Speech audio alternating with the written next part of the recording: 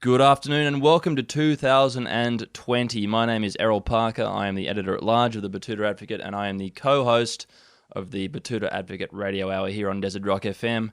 But this week I am the only one back in the office. Clancy is still overseas. He's in Melbourne visiting his family down there, his extended family, I should say. So that means we are unable to record a podcast this week. So sit back and enjoy a classic episode that we recorded over a year ago with the man who sits atop the high water mark in radio and podcasting in this country, Mr. Hamish Blake. Thank you, and we'll touch base next week.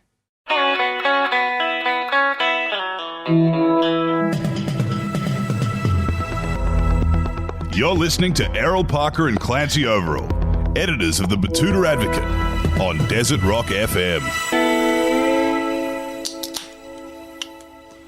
Good afternoon, Betoota, and a special hello to those joining us via the internet podcast. Welcome to the Betoota Advocate's News Hour. My name is Clancy Overall, and sitting opposite me is Errol Parker. This week we have a very special guest. Yes, a very, very special guest indeed. He's a household name in this game. We speak to the unsinkable Hamish Blake on today's show. But first, Clancy, let's head to local news. And what's been happening out in the desert capital? Well, I think we should lead with that courthouse business happened on Wednesday. Yeah, sure. A man went mad at the local Betoota courthouse on Wednesday afternoon and the cops had to shoot him. Do we know any more? Yep. Local tennis coach Dennis Longhurst was facing a number of serious charges relating to firearms, drugs and driving. He tried to rip a service pistol out of a junior constable's holster just moments before he was due to appear before the magistrate. Yeah, it's not a smart thing to do when you're about to face charges for possessing an illegal firearm, is it? No, obviously not. So then what happened? Well, from all accounts, he managed to free the firearm from the policeman's holster and was momentarily in control of it before another on-duty police officer managed to shoot him in the elbow. Well, if he didn't already have a case of tennis elbow, Clancy, he certainly has one now. No, I don't think he'll be playing tennis in prison. So what's he up to now? He's currently under police guard in a hospital awaiting further charges, which will probably be heard in the Queensland Supreme Court, which means he might even have to go into Quilpie. Yeah, that does sound quite serious, doesn't it? Yes, not as serious as this next story, though. No, but shocking nonetheless. The owner of Betoota's only Aston Martin was carjacked earlier this morning.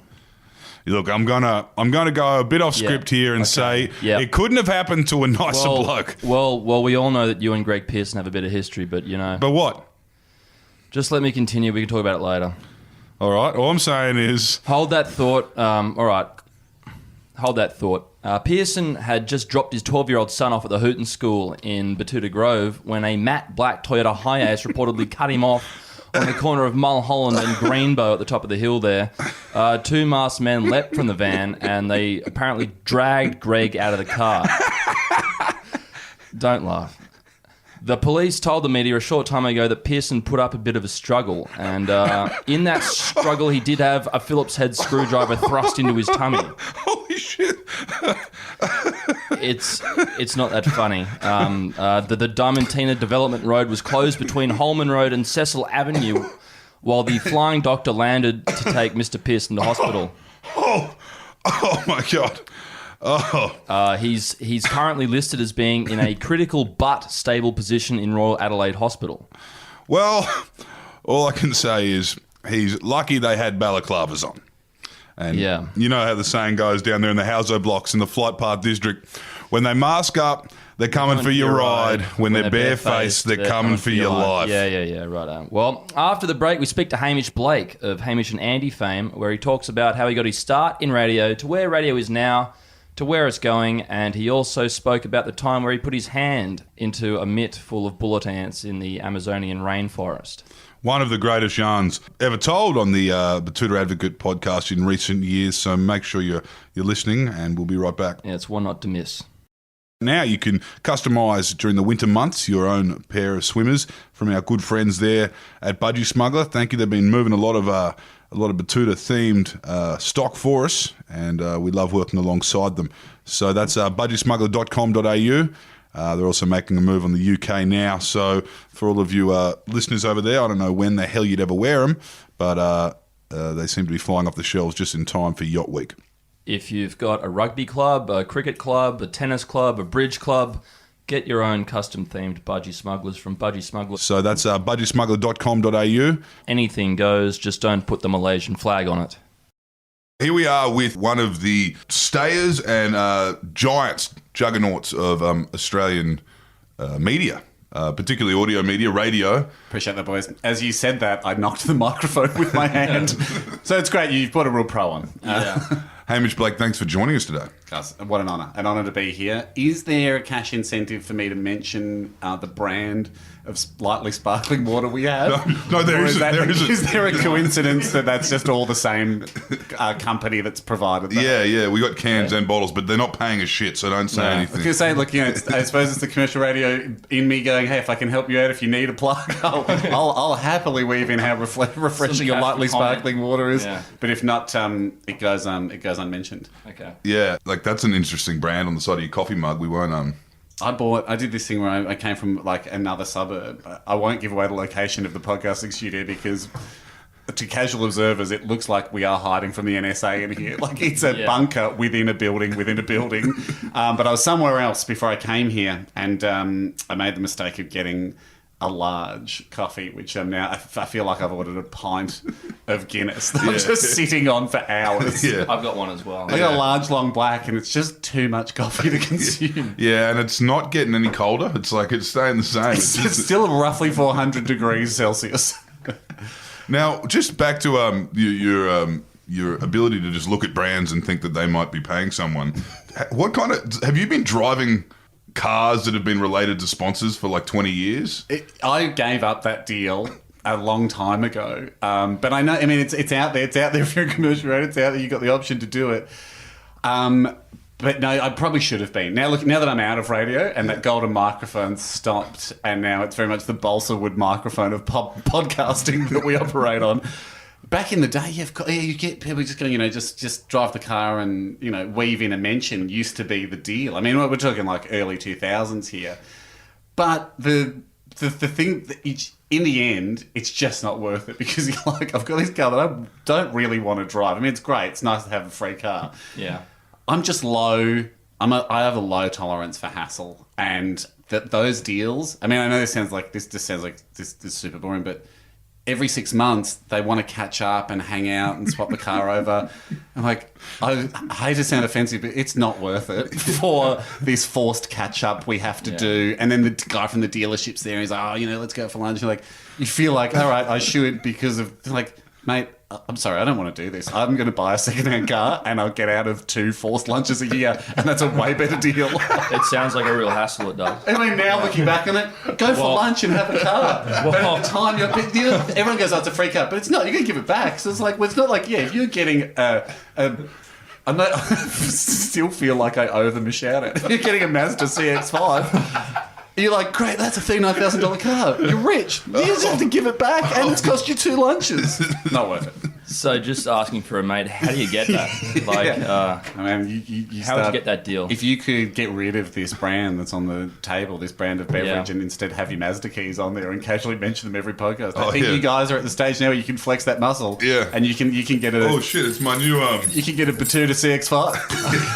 Yeah, it's my new Mitsubishi... Struggling to think of a brand. Four-wheel drive that Henry Rollins has been plugging. Those ones. He's just been having conversations, and if a brand gets involved, a brand gets involved. So if there's any car brands listening, I'm open to... Certainly open. Hashtag not sponsors. Hashtag would love to be. Hashtag influencers. Hashtag desperate to influence, please. So did you guys saw the transition. You were pre... social media and now you're pretty good on socials, but did you ever get the tap on the shoulder and be like, hey mate, you could ramp this up? I think I am good on social. Like I've just got bored of Twitter. I've left that I mean, I'm sometimes like, oh my god, I've got Twitter. Do you know what I did a few months ago? This changed my life. Actually, I'll answer the question and then I'll get deep. We were there. MySpace was touted as a big one for us. We were in when we first started radio, I think this was 2005, they were like, guys, obviously the internet, it's here to stay. We were cautious. The .com crash happened. It's back. And we're like, yeah, we believe it. We're on the internet quite often. Well, there's been 20 minutes a day on there. Like, yeah, it's big. Like, what can we do on the internet? We've got a web page for the radio show. We're like, good. and we really think people want to see 99% of radio shows content is here's the guest that came in with us standing in front of the curtain that's got our brand name on it. That's just all radio shows put up. They really think people want to see you guys with a couple of Australian Idol top 10s. Yeah, we agree. We'll put that up. What else can we do? And everyone's just scratching their heads going, well, video, you can't put video up. There's not enough data in the world to store digital video. Like at this stage, we're still shooting like mini DVs and like it was expensive. Like that was out of the question. What can we put up? They're like, what about a blog? Would you guys be interested in doing a blog? Which is kind of like it's like a little fun thing you write. It's like a digital newsletter. So occasionally we'd say something on this lasted for like 2 months. The push to make our radio, like our Hamish page, a blog. We'd say something on radio, and then everyone would have a laugh, and there'd be fun. And the producer would come on the intercom and go, "Pretty good, guys, but do you reckon a blog in that? Do you reckon we take that and make a blog out of it?" I reckon we did too. Where it was basically just saying the same thing we'd said on radio with a bit of like, "What do you guys reckon?" And leaving a comment section that never got visited. And that was it. And then MySpace came along, and then they're like, "This is great. MySpace this is the thing." But you had to add everyone that requested. You had to manually go approve. Yeah, he couldn't just cop followers. You couldn't just be an open house. You couldn't have an open house party. You had to stand at the door and let everyone in. Yeah.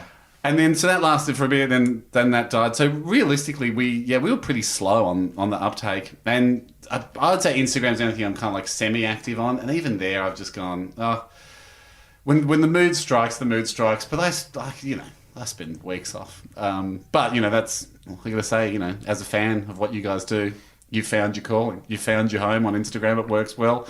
But the one thing I did do was move, and I don't blame you guys for this, but you guys are good content. You're addictive content. But I was just doing that thing where you open up Instagram every day, or every time you look at your phone, you're like, I thought someone called me, and there's nothing there. You're like, well, Instagram, that's always got something for me.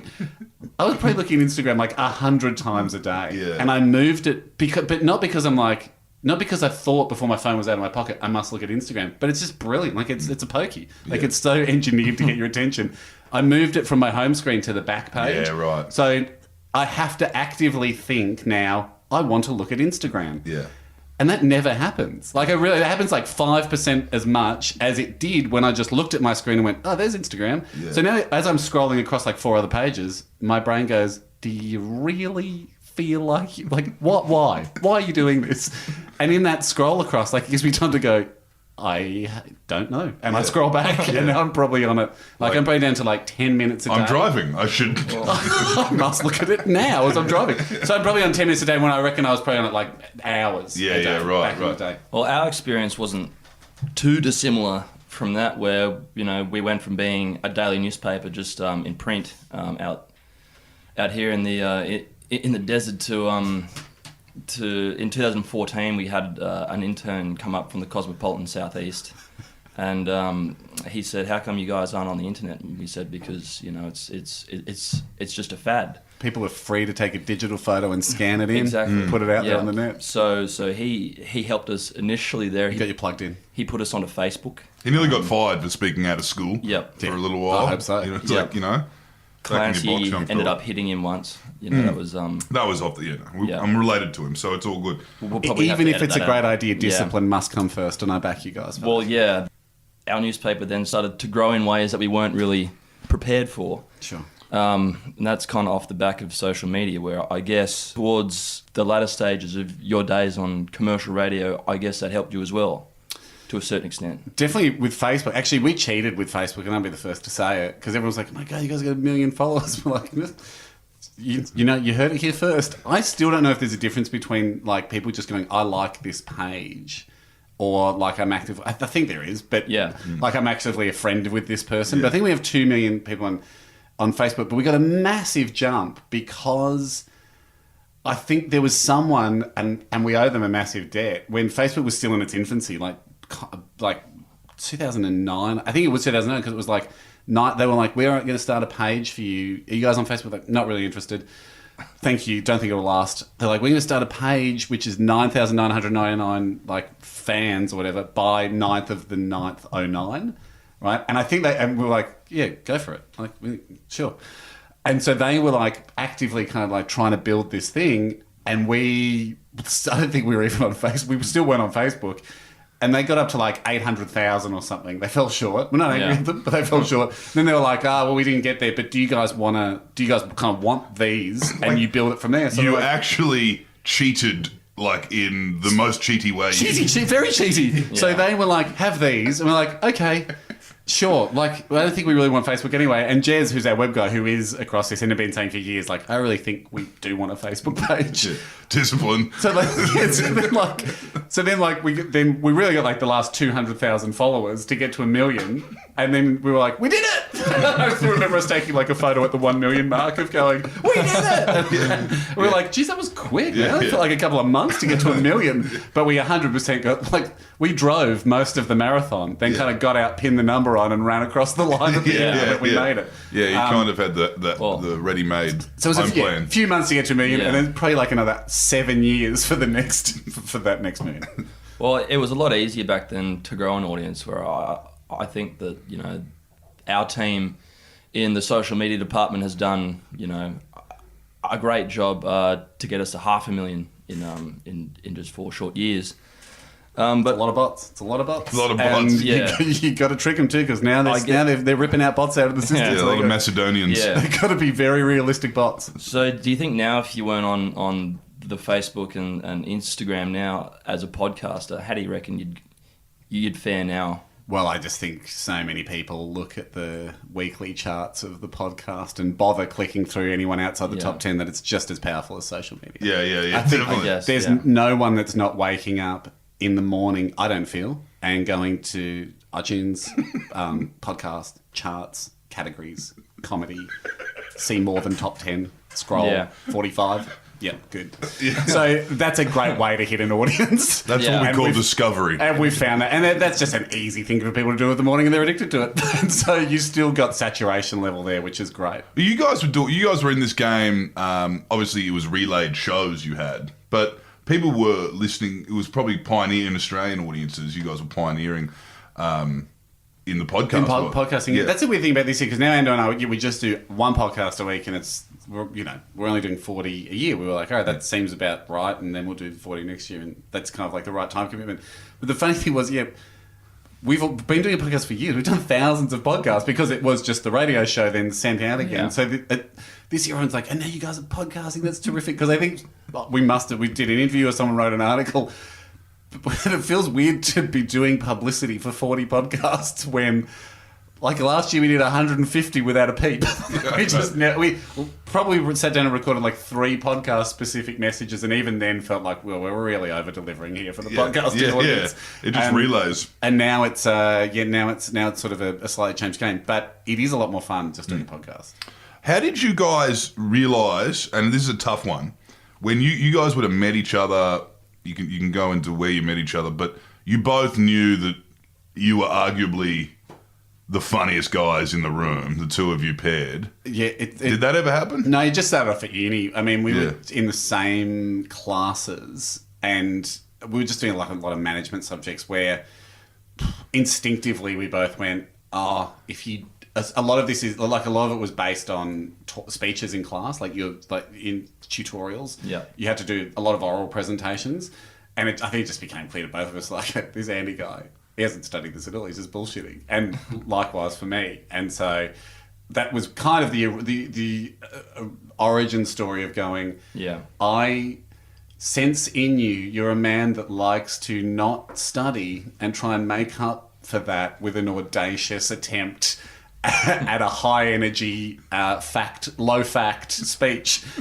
And I like that. I like that about you, because that's my attitude too. And I reckon that was the bonding. It was like, there could be a future in being overconfident and underskilled. So that was when you were doing a degree in commerce and science. Big time. But in saying that about Andy, that probably would have done him quite well in boardrooms and little did we know, meetings up and down, bloody Collins Stereo in the Collins Place, my fucking in the you know, I've only been there once. The metropolis of Melbourne. You could get the tram up and down that road for free. You can. Yeah. There are people that do it non-stop. That blew my mind. It was like going. I've told my kids it's a theme It was park. like going in to the ABC where it's just everything's so left and free and social. Like you can just do whatever you want. And There was some fucking Communist. dude there with a sign that he said he would write you a poem for $20. That is pure capitalism, though. In Collins Street or Collins Place. That fucking dude, yeah. All right. That blew my mind. I thought you were talking about the ABC where they have. I've asked that guy to write me a bum. Really? I hope you didn't spend your money on it. They're underwhelming. And I think after you go back a few times, a little derivative of each other. Yeah. If right. I had to critique it. Right. I feel like this poem's a little bit based on the one it's you good. did for me last week. Andy Warhol type thing. He's famous now, I guess. But you're right. No, that would have served Ando well. Little do we know that that's basically what, like, that is Yeah. actually the main skill. Having a commerce degree will get you. Everyone can do the accounting part of it. It's both, can you stand in a boardroom and trick people for profit is probably the skill he would have turned to had it not just been the behemoth of podcasting. Yeah. So have you guys ever had to have that moment where there's the two of you in the room and you're still the same dudes who met during management 603 in university? 603 is generous because if I remember correctly, that means your 6th year. I don't think I got past anything that started with a 1 or a 2. Did you? Yeah. And you've ever had people try and say to you things like, "All right, fellas, you know, this is it. You're the new Paul Hogan or something." Oh, like right. No, do you know, or like you're the new Roy and HG, or you're the new. Yep. And you guys have then had to call on those 101, 202 skill sets you learn at university and say, what? I mean, yeah, definitely all the time. Early days was like, we spent the whole time privately going, what the fuck are we doing here? Why are we doing Channel 7? And then public to those guys going, we've made a great decision, guys. Yeah. You've made the terrific decision. We're the future, and well done. Well done. Couldn't commend you more. Definitely don't think that you didn't know what you were doing and you've just picked any old guys. You've made an educated decision and we are the right choice. So congratulations. We'll take it from here. We'll solve all your problems. and then not doing that. We did have one time someone from a film company just come and go, one of those weird meetings, which I'm sure you guys have had too, where they're like, we'd love to meet. And you're like, all right. And so then you sit down and then it's one of those, they go, so what have you got? And then you go, oh, sorry, what have you got? I thought this was a meeting where you had something. And they go, well, we're excited to make whatever film is in your head. So what is it? Everyone's got a film in them. I'm like, yep, yeah, no, absolutely. Could have used about 2 days heads up. Would have loved it. Even a 15-minute heads up would have been great. It's like Ocean's 11, but with children. We're stealing the daycare's petty cash flow. Oh, yeah. So- Not a bad film, actually. Write that down. What I think would be of interest to a lot of our listeners, which are directionless young men aged between 24 and 34. How did Hamish and Andy go from getting past pluses in management courses to getting your first start on Fox, wasn't it? It was on Fox FM in Melbourne. In the middle of the night, wasn't it? Middle of the night. It was called the Almost Tuesday show because it was on Monday from 10 till midnight.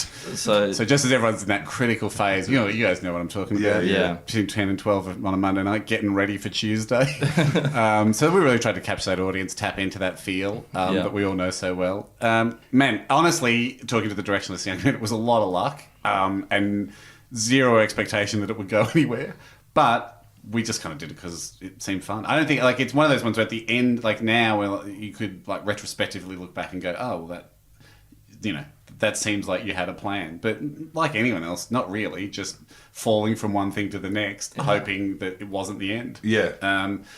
That's kind of the algorithm for our career is, does this seem fun? Yes. If you do this, will it slightly increase your chances of getting to do it again? If you do this well, does it slightly increase your chances of getting to do it again? Yes. Yeah. Okay, good luck. Try and do it well. Yeah. And repeat, day after day after day, and kind of just see where it takes you. And I've found that this is the cruel twist of radio in itself. And I've heard a lot of people say that. I've heard successful radio lifers say that. Chrissy Swan, I've heard even Osher to a degree. Yep. It's the cruel twist that the people that end up in, Drive or Breakfast have that attitude, and there's the other lifers who actually are actively trying to get there that don't. Yep, 100%. I think the cruel twist is there is no plan. Yeah. Like, there's no guarantee. Well, not there's no guarantee, but, like, there's just no scientific approach to do it. Like, there's a lot of people that are like, man, how do I get into radio? I'm like, literally the same thing stopping you from getting in radio is what was stopping me. Yeah. Nothing. Yeah. Just start. Like, I mean, I'm not saying you can turn up and go to reception and go, I'd like the drive show, please.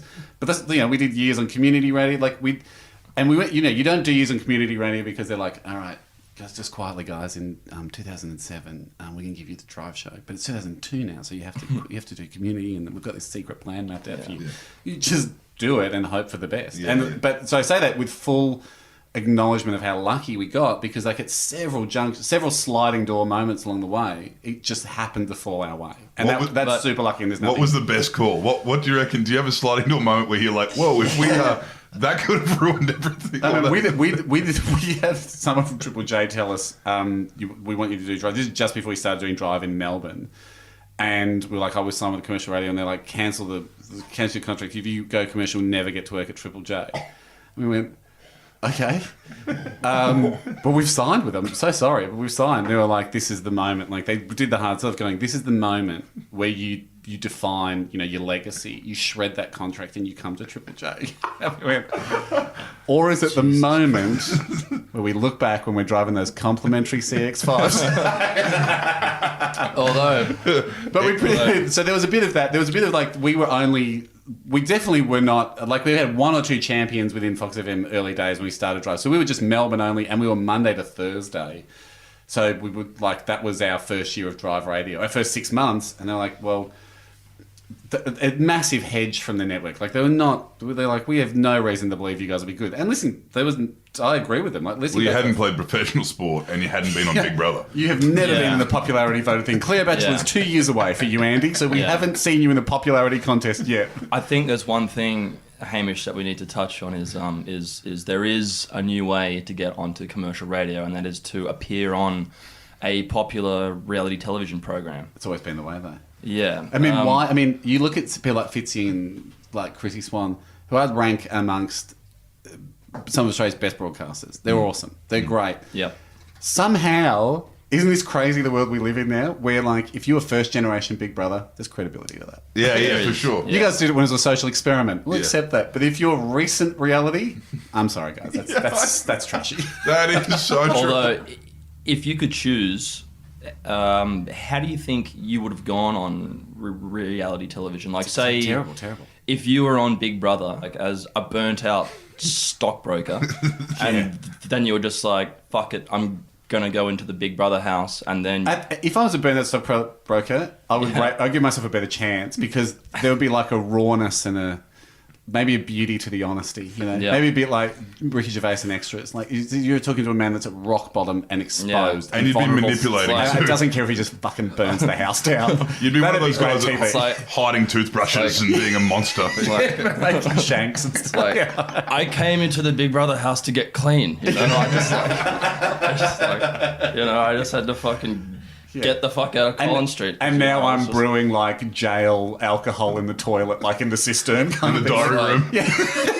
Shut up, Big Brother, don't tell anyone. This is the last time I fall asleep on the tram and wake up at Luna Park. And the guy's like, get off. It's like, where are you? It's like... Maybe that version of me, that's good TV. Yeah. But... man, I'd be terrible on reality TV. Well, there is that with that. I like theory Survivor. Like, I'd fucking hate that. So I love Survivor, but I would hate that. So you wouldn't be able, you think, to turn your appearance on social media into a career in commercial radio? No. If you could turn back time. I don't think so. No? No, but here's the other thing. This call me crazy, and I mean, if anyone in charge of a radio station's listening. I mean, this is not a secret. I've had this conversation like many times with people in radio. I think, and this is weird. I'm an outlier here. I think you should put people on radio that are good at radio and enjoy doing radio and that might even be the key word, want to do a radio show. They're a lot rarer than you think. Yeah.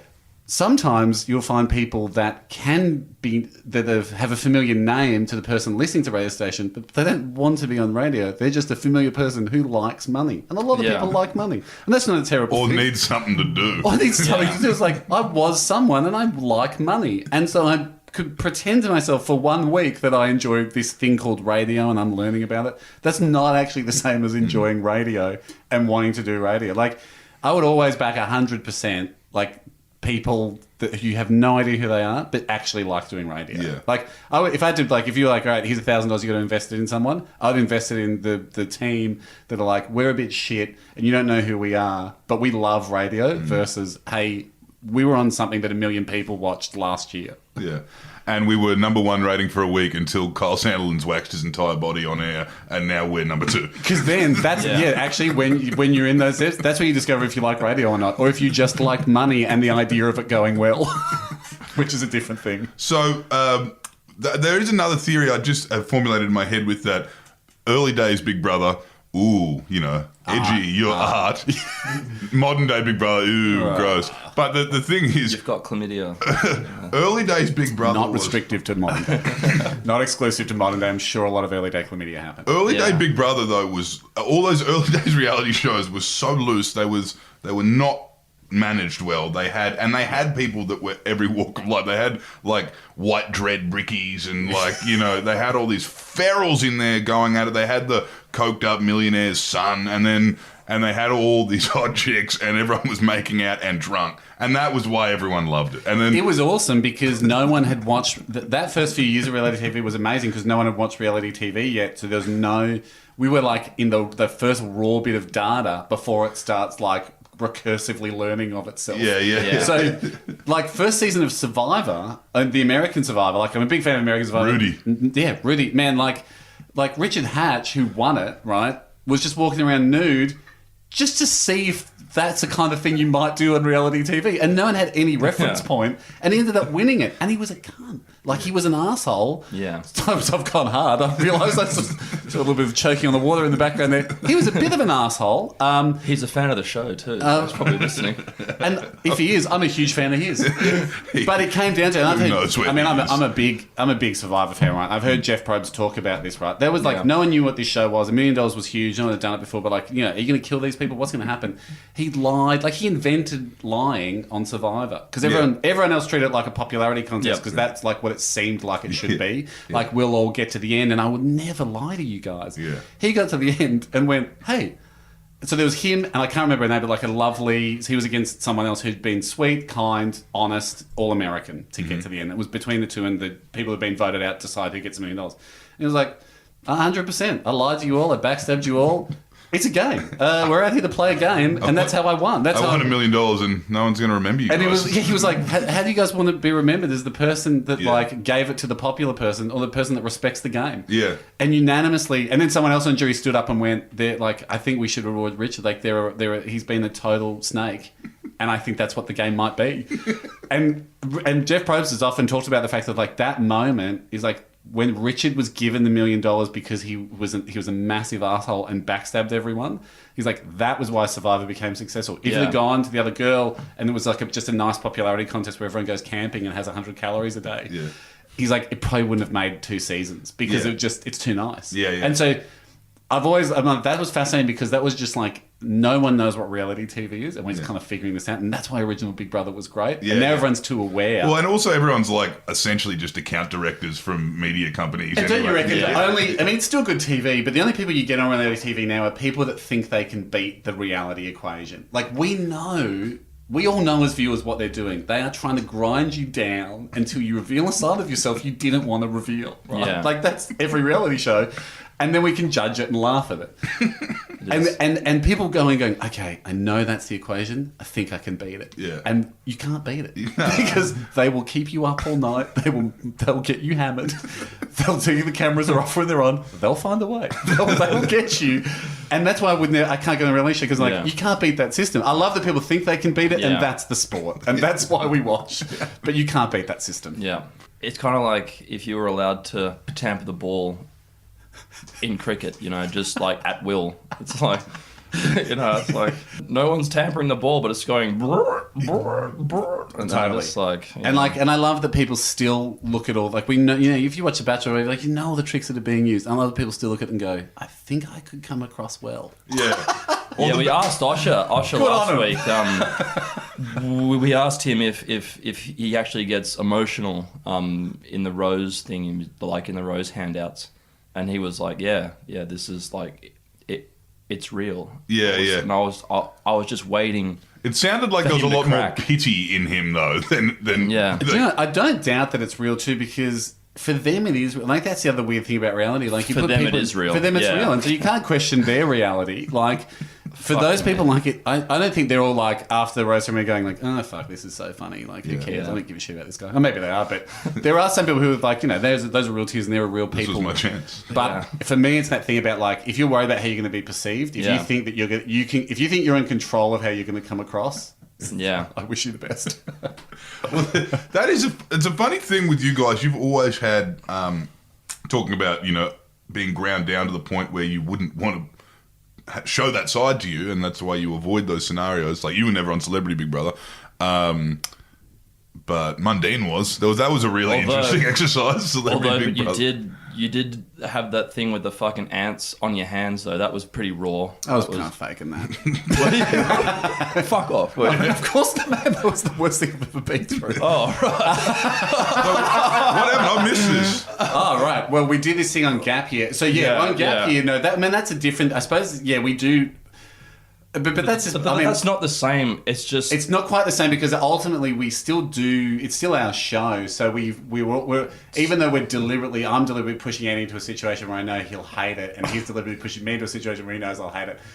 I don't know. Because we've got the same sense of humor, like, we still do see the funny side of that, and it's and you've got director's cut, and it's, we're also making the show, but it's like, well, we're not too precious about how we come across that. Otherwise, it would have cut a lot of me just screaming and crying. So you touched an ant nest. So we would travel around, and the way we'd shoot Gap Year was different than the way they aired. Like, every week we'd be like, you know, this is our adventures from this week, sort of thing. But to actually film it, a lot of the time we would like condense it into like a 6-week trip where we're shooting stuff every day.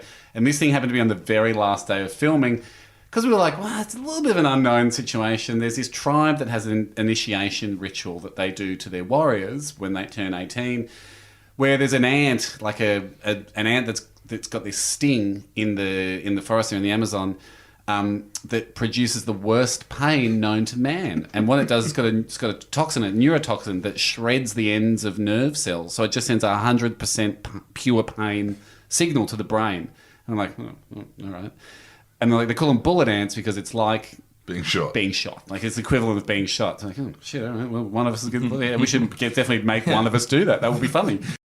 G'day, it's Tom and Eddie from the Hello Sport podcast here. Now, if you're a fan of sport and also enjoy talking shit, then this is most certainly the podcast for you. With unqualified opinion and unwavering bias, the Hello Sport podcast covers off on the most unnecessary stories from the sporting week, as well as the odd interview with global sporting stars. Well, probably more likely a national star, Eddie, I'd say, even regional if we're being honest. Yeah, but you'll know 'em. You'll know 'em. Anyway, subscribe to the Hello Sport podcast to make sure you don't miss out. And also, go to Hello Sport Podcast on Instagram because, quite frankly, we need the followers.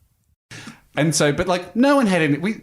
Looking back on it, just like a ferocious low level of care or due diligence on this. Like, we looked up, we were like, I wonder if anyone else has done this. And we found a guy called the Venom Hunter, who's like an ex-special forces guy that goes around the world and like gets bitten by shit and like tests it out and kind of like grits through it and goes, yeah, you know, I can feel the poison going up my arm now. This is just like getting shot. I've got 6 hours to get to hospital. It's a pretty blinding, intense kind of pain. Yeah. And so that's with like snakes and stuff. He does that. We watched his bullet ant episode. What they do is they weave the ants, like hundreds of the ants, backwards into gloves, into these mittens they make from like woven palm fronds. So or like woven tree fronds. So that's an initiation type. It's to basically go to the tribe. I can handle this insane level of pain. Trust me as a warrior. So they knock him out of a tree with a stick, put him in a bucket like it's got another plant in it that kind of like puts the ants to sleep. While they're asleep, they weave him in. The ants wake up and they've got like, you know, around their waist, they're trapped in the gloves. They get pretty shitty. And so there's 2 of these gloves that you pop on and you're into dance with the rest of the tribe where you've got the gloves on, everyone's kind of like chanting and dancing. And so we're like, oh, that's what we knew happened. We watched the Venom Hunter do his bit, and we're like, that's bad production value. What a weird edit. Because it cuts from him going like, I'm going to do this, guys. I'm about to do this. Like, all right, it's on. And he's like, don't take him off. And then like what seems like 2 hours later, he's hysterically crying, like bawling, like he can't stop crying. And he's like, these pain whistles are just making me cry. And we're like, what a weirdo. And then just went on with our lives. So like never registered that like maybe we should look into this ant thing, because this guy whose job it is to like withstand this, he went to war. That like what a weird, and then like to the point where we know from a TV perspective they had no other footage to use but him just bawling, and that was kind of the end of the episode. So we're like, oh well, go off to the jungle, meet the chief, have a bit of a laugh with the chief, and like, look, you've got to pick who amongst us do you think needs to become a man more? And we get a minute to plead our case, like, hey chief, I'm more of a man than Andy, like you should go for him. Andy's like, Hamish, he's very gentle. And I'm like, man, chief, I've made a child. Like, do we even know Andy's fertile? Like, what? It got like personal and desperate. Unfortunately, the chief picks me. So I'm like, great. Then we've got this bit of footage, like we found it afterwards in the edit, like a few weeks later. Because, like I said, it was our last day of filming. We're knackered. We've been on the road for 6 weeks. So, like, we have a really small crew. We're all best buddies, and we had the most fun shooting. So we're so excited because we're like, someone's just filming something. The way it works, like the mics are always feeding to the camera. So even if like someone's off filming a close up of the ants, right, just for the edit, which doesn't need any audio on it, and Anno and I are just chatting. It's got me and Andy going, look, whoever the chief picks, man, what is it, 11:30 now? This is going to take an hour tops. Like, he's like, just wait till we're like agreeing like how we're going to shoot this. Like a bit of a gentleman's agreement. Like, we've done so much on the road. We've got great stuff. Let's not waste all our day here. Like just as soon as one ant stings, like as soon as you feel one sting, like just take the gloves off and like, ride out that pain. Like we're like, one gunshot's still pretty bad. Like no need to go mental and do 10 minutes in there. Like just get one sting. And then he's like, yeah, totally, man. Like that's enough for this piece. We don't need to go overboard. Like, yeah, great, one sting. And then we're like, man, 11:30 now. Man, we're going to be back at the hotel by 1. This is awesome. Like, that's rare to finish the day early. Yeah. We've already shot something that morning. Like beers in the pool. Our hotel had a pool, which never happens on gap year because we're always in places that are like 50 cents a night. We're like, oh, man, hotel's got a pool. This is awesome. So we're just so excited. Then the gloves come out. What I didn't know was I thought you would think if I held a bee on you, like, you don't know if it's going to sting or not. Like, you don't, like, I just assumed you'd feel the ants on you and then eventually one would sting you. So I put my hands in the gloves. And what actually occurred to me just before I did this was like, the warriors in this community, like, they look like tough dudes. They wait their whole life. Like, they mentally prepare themselves for their whole life for this moment. For this moment. And everything's riding on it. If you can't become a warrior of the group, you'll be excommunicated, you don't get a wife, you can't start a family, you don't get the blessing of the tribe. You're useless to us. If you can't prove yourself here, your life means nothing. So there's a huge amount riding on for them. Enter the radio guy. Enter the radio guy who's giving himself 3 seconds to suck himself up. Like, this should be fine. put my hands in. So I put my hands in, and immediately I'm like, we've made a huge mistake. Because it's not like you don't wait for one to sting you. Yeah. Suddenly, what I later learned is they have like a sewing machine effect of their stinger. So they start stinging dozens of times a second, and they release a pheromone to everyone else that's like, we're attacking. We're on it. So suddenly, all the ants, hundreds of ants, are stinging. Like, so within seconds, you've been stung thousands of times. It felt like when you put a prawn cracker on your tongue, like that kind of blistering. Like that's what it felt like over my whole hand, and I just suddenly went, just immediately gone, record scratch, freeze. We've made a huge mistake. And I just went, just get them off, take them off. Because already I was like, oh, this is the pain they must have been talking about. And it hurts. It's like you're being stabbed and it's hot. It's like you're being stabbed maybe with a hot knife. And at that stage, I thought that was the pain. So I was like, shh. So it was enough pain where you could be like, shit. No. Like if someone snapped a mousetrap on your hand. Yeah. Like, fuck, take that off. A lot of pain, but enough to be coherent that you would like to be out of this. Then it really starts to hit. Like, then the poison like does its thing, and I can't even describe it. It's like, it is so much. It's so much pain that you're miles away from being able to grab a word or a thought or a sentence. Your brain is bright white pain. You can't think. Holy fuck. You just can't. You can't go, I'm in pain. You have no chance of putting together a sentence. It was like, if you've ever accidentally touched a barbecue or a hot plate, you know, if you do that, you're like, oh shit. Like you really jag your hand back super quick and you're like, is that going to blister? And you're a bit worried about it. Yeah. It's that pain with both your hands on the hot plate, front and back, and you can't take them off. Like it's like if you put your hands on the barbecue that's been heating up for 2 hours, at the same time as someone's just whacking it with hammers, because you're starting to like get dead hands and dead arms, and it feels like you're just being smashed with hammers and everything's broken. I mean, now when they're like, yeah, it's the worst pain you can feel. So like, oh right, that means if I can think of something, it's worse than that.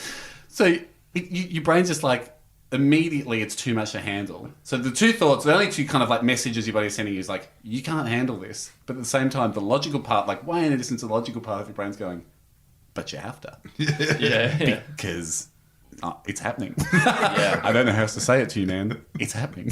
And you can't make it stop because you did it already. It's in you. So your brain's like, but that can't be true. That can't be true. And it's then got your brain's that like when you've hit your crotch and you get that bing, ding, and then you go, we're on here. Like, there's nothing I can do now. Yes, it's in. It's done. It's done, and you can't undo it. Like, the only option available to you is time travel. And so your brain's like, damn, it's got to be another way. So, I was just shrieking. Like, it wasn't funny. Like, in the edit. Like, what we ended up putting on air, Tim, who's another buddy of ours that, like, Tim's sort of in charge of the final cut, he's like, man, it was like watching a mate get waterboarded. It was like, this is interesting, but I don't like this. So we kind of pared it back a little bit because it was really just a man shrieking for his life and screaming and like rolling around in the dust and just panicking. How long did it go for? Right, so that was 11 o'clock, 11:30, whatever it was. It was then 2 hours by boat back into Manaus to get to a hospital. I was in hospital till 3, 4 in the morning, the next morning, because they put me on morphine and antihistamines because then my hands blew up. And I just didn't want to leave hospital. Like, even morphine wasn't really doing enough. And they were like, oh, you've been here for a while, like, you might have to go home. I was like, I can't ever leave. What if the pain comes back? I was broken. Also, like, in that moment, I also realised, like, torture 100% would work. Who wouldn't it work on? Yeah. Like, put one of those ant gloves on you, I'll tell you where the goal, I'll tell you where it's buried. Like, I was like, fuck. Of course. And then also my wife was about to give birth. And I was like, look, honey, this is nothing. I hear these stories about childbirth, and no doubt it will be painful. But everyone's telling me I just went through the worst pain. I said, look, I didn't make that big a mistake. I went, this was pretty bad. I assumed childbirth would be worse. I know we're sort of tossing around the idea of an epidural. I'll take that. I'll take those drugs. If you're in anywhere near this level of pain, I don't know what I'll be able to do about that. So, she's still on the epidural. we put it in that day, and she's had one for life. That just sounds. Did you have trouble regaining motor skills? And so we went back. We flew back the next day, and I just had just dick fingers, like massive. You went back to shoot? No, we flew back home. Like, all right, we're all finished, and just my hands were just like purple and bruised, and they were just like my wedding ring was, the wedding, like my wedding ring now fits comfortably around my finger, and my fingers were like twice the diameter. Right. I almost cut my finger off with my wedding ring. They're just massive. Then I went to a doctor and got him checked out in Australia, expecting him to be like, "This is huge. I can't believe you've done this. You've got this poison in you. This, we might want to study you." He was like, "Oh, nah." Probably the biggest danger is the ants might have been dirty. Like they might have had dirty stingers. So like, you might get an infection from the jungle, but like if the ants had literally like dirty asses, like it's in and out. Yeah, but it can still get you. So they gave me some antibiotics for that, and then I was but for a year after that, if my hands got hot, like if the joints expanded or whatever, I would feel like a 1% echo of that. Like it was like there was still something in there. Fuck. But anyway, 6 good minutes of TV for Channel 9. Now, Hamish, one thing I want to kind of say is, what I want to bring up is, you were very lucky in your career. Both of you guys, in that you didn't have to have a take on anything. You guys could just be commentators. And like nowadays, I feel like anyone who's trying to get to where Hamish and Andy were need to also have stripes as a bit of a political kind of beast. And I just think you got you no guys take. never did it. We got no take. Yeah, and it's good. We got no People- take. People don't ask that of you, and you shouldn't have a take. We have some very, very small takes on a few things, but it's very much a take it or leave it take. Yeah. So glad we never had to make a ferocious point. And it's probably why we didn't do breakfast radio, because we were like, I don't think we're going to fire. We don't want to fire people up about stuff. Yeah. I don't think it's within us to fire people up about stuff. Yeah. Really lucky we dodged that one. Thank God. Do you think that'll come later in your career though, as you get a bit older and a bit more? As an independent for Xenophon? Yeah. I just think generally it's me and Andy's. I mean, maybe it's because it's just like, well, we're just trying. We were mostly just doing stupid stuff. So we're not really making a giant point with anything we're doing, apart from sometimes it's fun to have fun. Yeah. It's basically the headline of what we've always done. And I just think, like, generally between Ando and I, like, a lot of the time for stuff people are getting fired up about, unfortunately for us, if we were ever in the business of being, like, shock jocks or political commentators, most of the time, unless there's, like, a glaring inequality of human rights or a gross violation, I think most of the time with a lot of the stuff that people try and get fired up about, like if it's like, well, cyclists should get registration or whatever, I think most of the time for stuff like that, and I look at it and go, yeah, I can see both sides. And that's just not very exciting for radio. And also, we're probably not authorities. Yeah, I don't know. Talk to the experts. Yeah. It's one thing you do see now with people who are in that space, who once upon a time they could have just been the funniest guys on radio. And nowadays they've got to be like, Trump, what's he doing now? And it's like, mate, we don't come to you for that. Totally agree. I was kind of waiting for you and Andy to do a take on the Donald Trump election, like the whoop whoop and the fizzer. Yeah, those guys. They get how they did that that uptake of that. Donald Trump, you have to go. He obviously didn't hear that because he would have left. Yeah. Well, actually, we were on the other day. Trump was elected. It was just a real weird one. It was just. Everyone just felt super weird about it, and that's probably I guess that would be our version of doing something political. Well, I think we basically show would have been coming through at that point. It was just like, hey, you know how Hillary was definitely going to win? She might not. It was basically where we were up to at 4 o'clock in the afternoon. And I think we put on Facebook to go like, hey, if you're in America, hit us up and we can talk to you. Like we can call you if you give us your details. So we spoke to Americans for the whole show. It was basically, I guess, the people in America that would download our podcast were probably more Democrat leaning. Yeah. Just a bunch of people in California devastated and thinking about building a bunker. Is what we jam-packed 4 to 6 p.m. with that day. Yeah, well, we were watching it in the pub in Betoota, and they and you could definitely tell once he won Florida. That was it. There was a lot of whooping and hollering out in the Maranoa, which was only one of two electorates that voted no in Maranoa in Queensland. We tend to say no to everything, including change in general. But at least it was a no thanks, no doubt. Yeah. Still close-minded, but polite. Kindly, no. Well, there was a bit of NIMBYism too, because there was the only place that did indeed sort of vote yes in the Maranoa was Betoota. But that's good. But it was our Trump day. I guess was the day of the postal vote. It was the postal vote being revealed, or the day you had to post it? The day we had to post it. Yeah. It was, damn government making us play by the rules and use their post boxes in this optional vote. What's on the works for you guys? You've been in films. Have you got any more of them coming up? That Kiwi one you did, Two Little Boys, was good fun. Yeah, the short answer is no, not at the moment.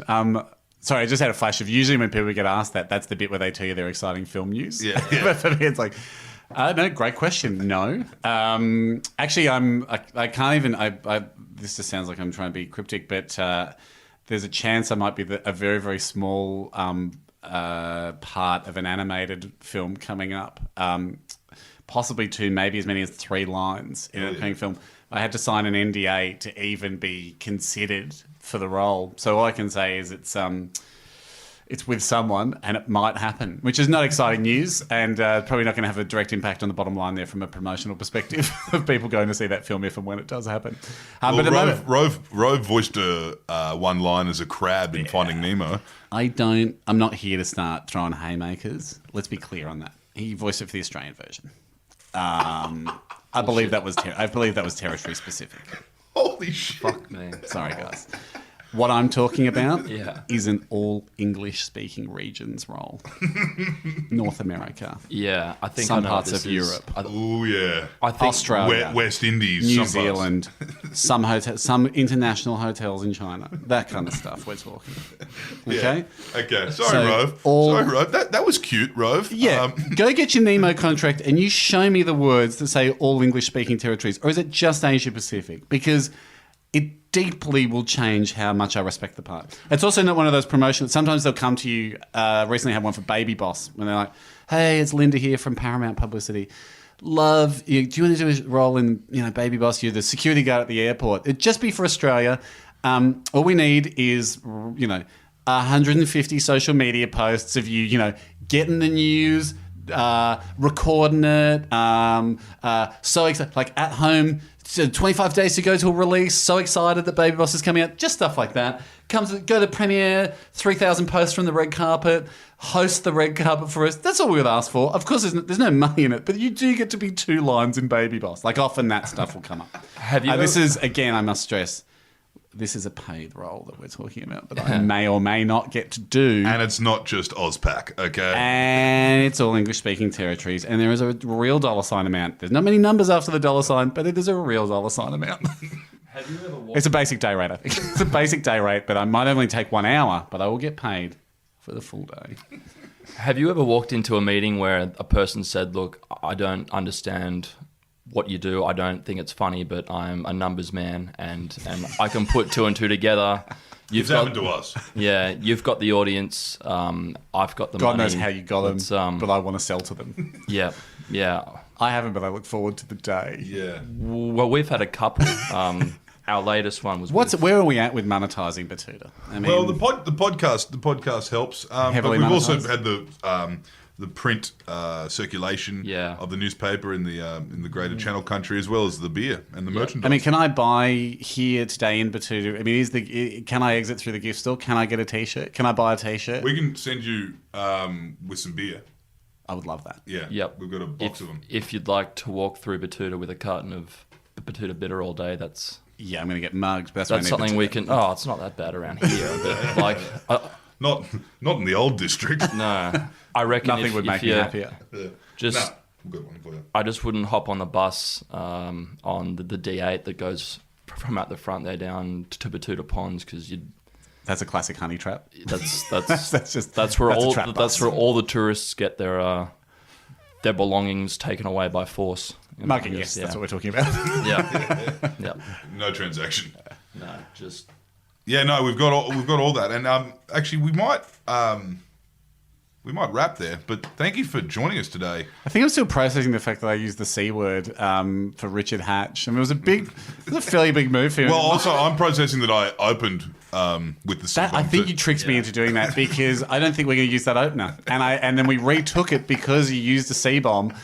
And I guess you mind freaked me. You Chris Angel mind freaked me, and you put the C-bomb in my head, and then it just popped on out. And it could be the only one on record. Yeah, no, well, we can switch that up. Well, I guess if people get to this at the end and they're like, oh, we are that's definitely not doing this. We can say that we'll I'm do it. sorry, Hamish, but that's Yeah, you that's did what it into a we're hot gonna mic, boy. What'd you think this Bit of was? locker room talk. Bit of locker room. Yeah. say. Yeah. No, well, thanks for joining us. Obviously, a pioneer of Australian radio and podcasting, as we learned. You've actually done like 1 million podcasts. We've done so many. We just started Hundreds of thousands. talking about it this year. I would say we've probably done 2,000 or 3,000 podcasts. All right. Collectively over the years. Almost every day of work you've had over the last. From about 5 years. 2006 or 7, yeah. So we would probably do, So at 10 a years. guess, like 200 shows a year. Yeah, right. So, a couple of, what's that, 2,000? But we took a lot of weeks off too, so I actually might dip that to 1,500. But Well, good fun. That makes one more today. Thank you for joining us. I love it, boys. It's been great. Big fan. See ya. You know I said that at the start. Sorry. Thanks for having me. And that was Hamish Blake, ladies and gentlemen. He's going home with a carton of Betoota Bitter, Western Queensland's finest beer,